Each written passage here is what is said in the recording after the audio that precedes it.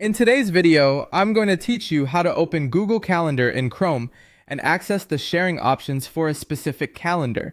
To get started, open the Chrome browser on your computer. Once Chrome is open, go to Google Calendar and wait for the page to fully load. If you're not already signed in, make sure you log into the correct Google account so you can see the calendars connected to it.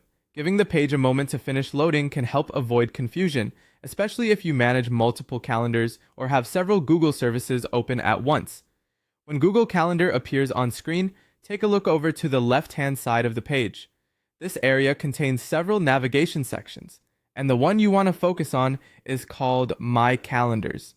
In this panel, you'll see a list of the calendar layers or calendar names currently associated with your account. Depending on how many calendars you use, this section may include your main personal calendar, as well as any additional calendars you've created for projects, teams, events, or planning categories. If you don't immediately see the full My Calendar section, you may need to expand the left side panel or scroll slightly within that area to locate the calendar you want. Take a second here to carefully identify the correct calendar before moving on. That's especially important if several calendar names look similar, since the next action will open options tied only to the one you select.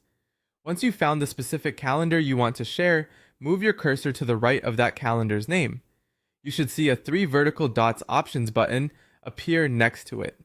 In some cases, this icon becomes more noticeable when you hover over the calendar name. So if you don't see it right away, just place your mouse over that line and look again. Now click the 3 vertical dots button next to the correct calendar.